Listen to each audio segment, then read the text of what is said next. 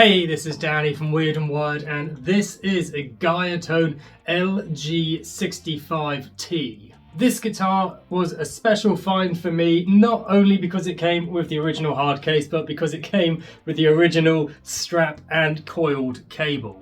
This is a real timepiece, and it almost got thrown in the bin after being found in the attic, so I am extremely grateful I was able to get in and rescue this. Gaiatone guitars were made in Japan in the 60s. Around 1963, some of the models were rebranded and rebadged to be Kent guitars. So you might see the same model listed as a Kent guitar or a Kent/Gaiatone. There were a few different LG models. There was the LG50A, which was the same shape as this, just with a single pickup and a hardtail bridge. The LG55W, which was two pickups and a hardtail bridge. And the LG65T with two pickups and a vibrato bridge, and more commonly, a tone switch. And this one does not have the tone switch. I've seen a few examples that are the same, so I don't think this has been modified in any way, but it does appear to be more common to have that tone switch. This guitar needs a little bit of work to get it playing again. Most notably, we are missing the bridge saddle. Unfortunately, the bridge saddle of this guitar is a very specific design. The screw holes and the pillar posts are the opposite way round to a lot of the bridges that I've found on these sort of 60s, 70s Japanese import guitars. So it makes it difficult to find just a straight replacement. And this missing saddle part as well, from what I've seen in photos, is made of plastic, which is a very interesting choice for an electric guitar bridge. More fortunately though, I've had someone on the rubber bridge guitar waiting list who absolutely jumped at the chance to get this guitar, and seeing as the bridge saddle would be the one part that I would be replacing or modifying to turn this into a rubber bridge guitar, means that this has all worked out perfectly. Other than the missing bridge saddle, this guitar is in remarkably good shape for a guitar that is 60 years old and has spent at least the last 20 in an attic, so I'm told. There's a few dings. I've given it a quick sort of tap test on the pickups and they're making noise. The only other thing I can really see is on the vibrato bridge. There are 3 screws instead of 5, and as they're flathead screws and the only flathead screws on this guitar, I imagine they are replacements, so I'm going to replace those with 5 screws, all of the same. So let's pop it on the bench and get to work.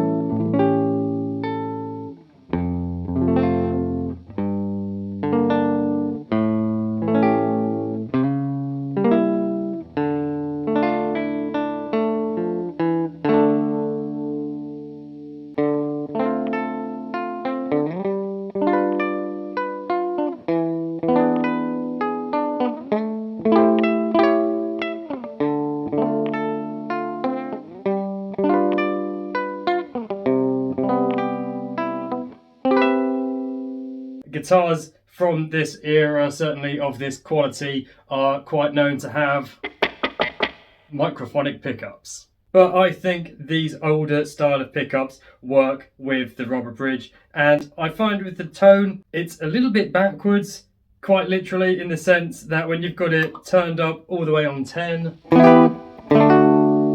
it's very dull, very muffled, and then rolling it down to what would be 0,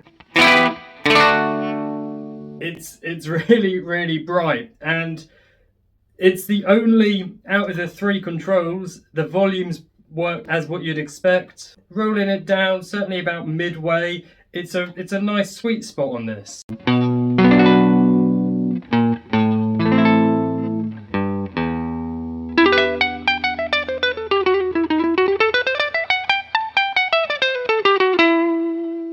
This guitar is really, really easy to play. It's got a nice, comfortable neck profile. I've just got no problems at all.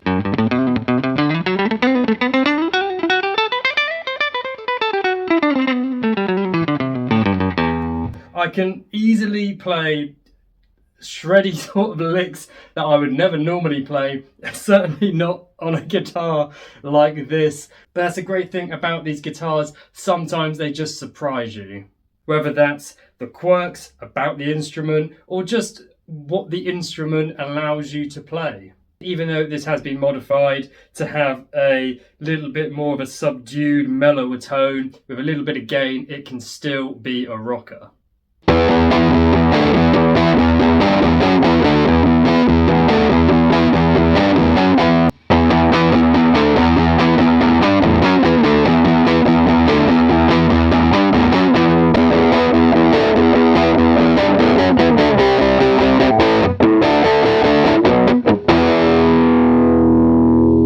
The vibrato bridge works reasonably well. It doesn't have a great range of motion, but it has really just as much as this needs. These aren't really designed for dive bombing, just a little bit of expression. And that is exactly what this gives you. And the arm stays in place as well, wherever you leave it. So it's, you know, that is definitely a bonus.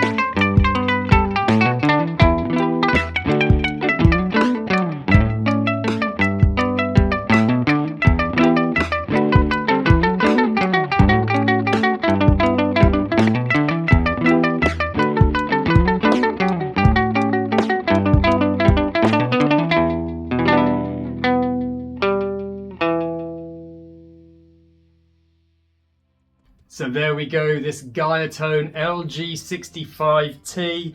This has been a really wonderful guitar to work on. From start to finish, finding this guitar, you know, before someone was just going to throw it out, having someone who was eager for it, just having to, you know, breathe a little bit of life into it and be able to pass it on to someone immediately who's going to take care of it and make music with this thing. I love working on these guitars, I love documenting and sharing them, and it's just been a really, really nice experience of this one. I would love to know what you guys think, whether you're familiar with this model, if it's one that you've owned or played in the past or still have one now. If you've got any stories, you let me know, and until the next time, keep it weird and keep it wired.